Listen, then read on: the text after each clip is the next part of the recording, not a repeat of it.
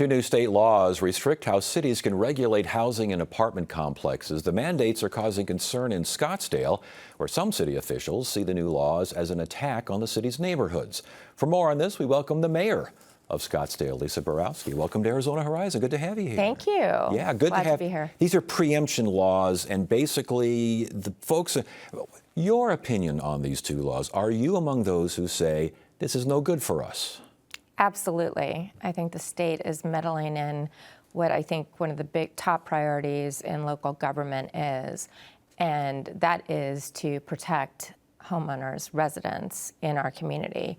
And by undermining our ability to engage in zoning and planning our cities, I think that it's gone way too far. Let's talk about the Casita law, which cuts restrictions on what can be built on a certain property.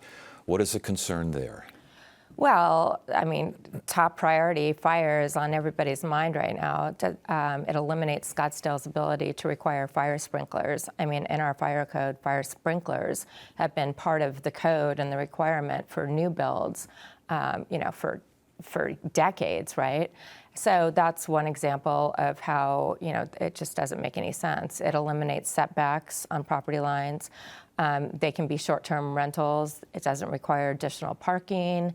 There are so many ways that it can be offensive to other members, over the fence, community members that are over the fence. And this means like a single-family home, you can put two other little homes on that property. Is that true? Correct. And if it's an acre or more, you get what? 3 homes can be put on. If I remember, we talked about this a while back, so I'm trying to remember what it is. So your memory is probably as good as mine. I've been in office 2 weeks, and this is a new law that just took effect this year, right? Earlier this year, and there's a requirement that it be not more than 1,000 square feet, the ADU, I believe, and I thought the maximum was 2, but I think on an acre property you can get 3. Yeah. Yeah, which is obviously a lot of land.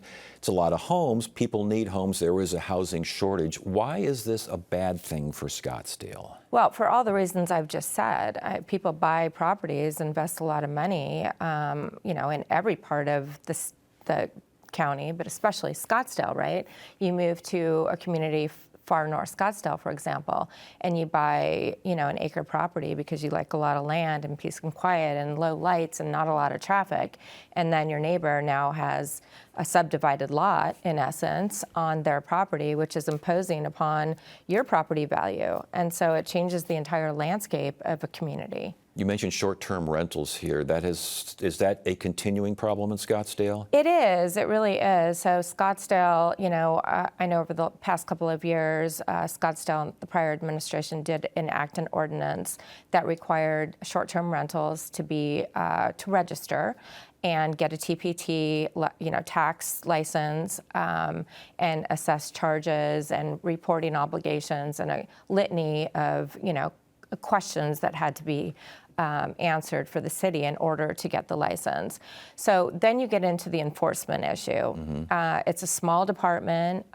It's like a code enforcement, and it really is neighbor-driven to be the enforcement mechanism. And so if you have a party house next to you, you are the one that needs to be calling to report this to the city.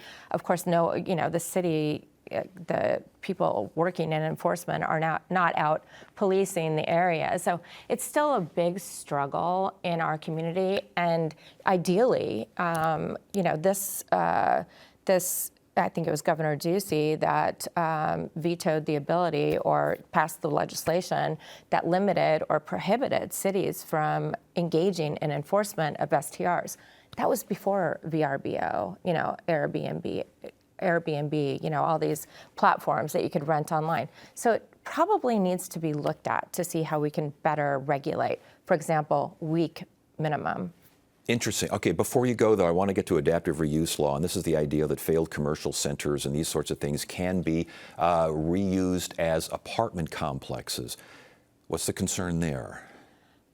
A lot of concerns are there. First of all, it deprives, again, the city from any zoning oversight. We have DRB, Development Review Board, and we take our, the quality of our projects very, very seriously. I can tell you, coming off a year on the campaign trail, not only does the city take it seriously, our residents take it very, very seriously. So allowing a dilapidated, I think that's actually the term they use, commercial building to now be turned into an apartment project, and I think they limit the use of multi-dwelling units to 10%, which makes no sense. And again, these are things that the city would ordinarily and previously had some control over, and now what? You're just out there watching? That's what the state legislature, these ordinance or statutes are telling us. So how has Scottsdale, last question here, how have you responded? How has Scottsdale responded? What are you telling lawmakers? What are you telling residents? We're talking to our representatives constantly. In fact, today, we had someone in the office talking to our state representatives, and they're not for the idea, right? Even though they're in the state house or state senate, they're not the ones approving these. It's really an interesting niche, if you will, of legislator that is promoting this idea. They're not from Scottsdale. So, and our representatives feel the same way as I do. And, they have been fighting for us. And then, of course, there's another piece of legislation, I think it's 2731, if I'm not mistaken, coming up through that was threatened, if you will, last legislative session, and that is the tiny house bill. Mm-hmm. So, and that's, the next big thing that we need to fight. And I'm really concerned about that. This could change the entire look and feel of our community. Lisa Borawski, again, Scottsdale Mayor. First of all, congratulations on your election. And we'll be following this and seeing where it goes. I know a lot of cities have a lot of concerns, including Scottsdale. Thank you so much for joining us. Thank you very much.